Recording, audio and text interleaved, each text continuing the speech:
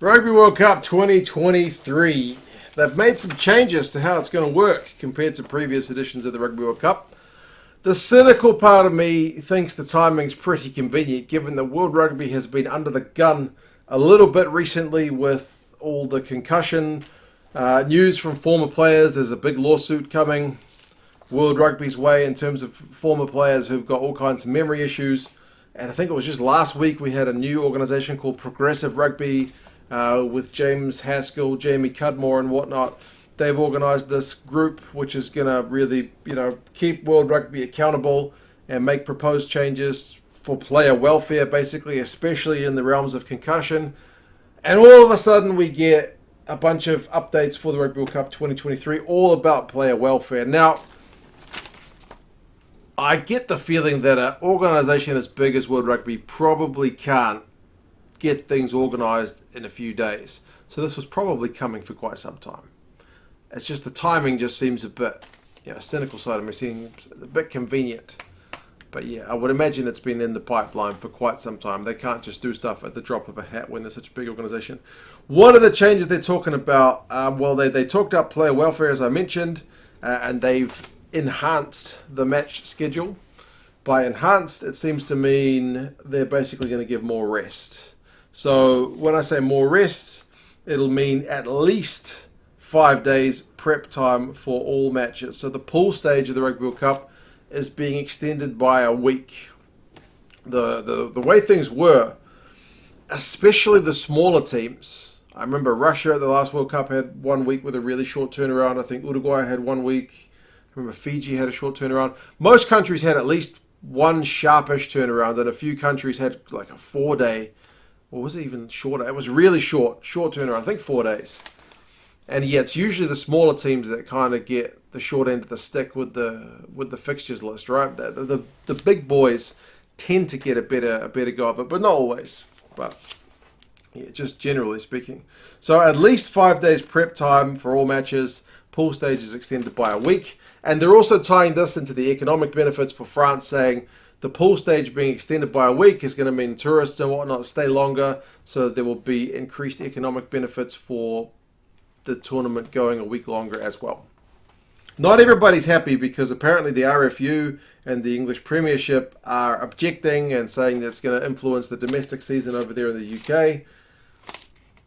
A lot of us would probably say middle finger to that, but obviously it's a professional organisation, Premiership and whatnot, so they're looking after their best interests as well. They should. But you got to admit, it's hard on the teams when they do have that short turnaround. What they've also done to help out the guys with the short turnaround is the squad size is going to be increased from 31 players to 33 for the 2023 Rugby World Cup. So an additional 2 players.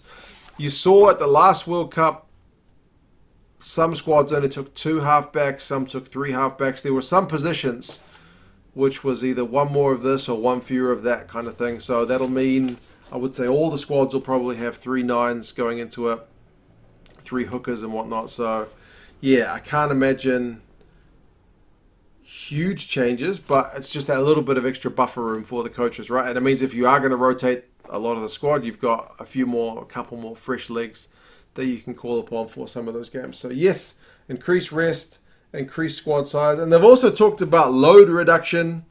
It seems to be a little bit vague. They said comprehensive welfare standards with a focus on load reduction.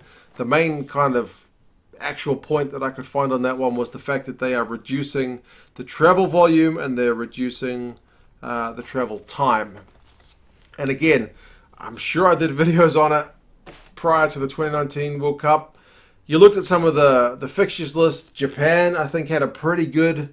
They were the hosts, so it makes sense. They had a pretty good separation of games. They never had to do a heap of travel, whereas other countries had some games like really, I think it was Scotland maybe, funnily enough, had a big gap between 2 games, had a bit of travel to do from place to place. So some teams, again, get the short end of the stick. Other countries get it a bit more favourably. So it sounds like they're trying to level the playing field a bit for 2023, which is only a good thing.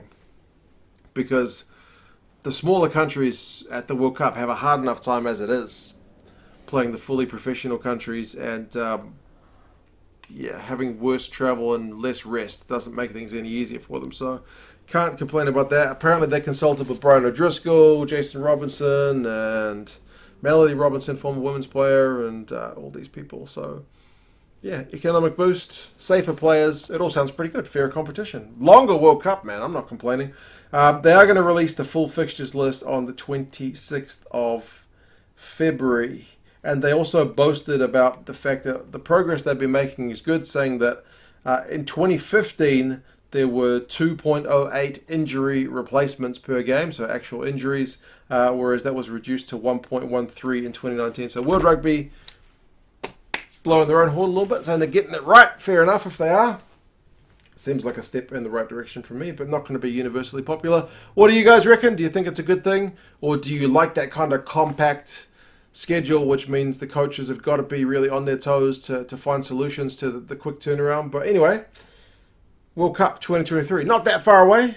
Couple years. Lions tour first, please. But anyway, you guys have any thoughts? Patreon link in the description. Share the content. Comment. Like it. Subscribe. Talk to you guys again soon. See you later.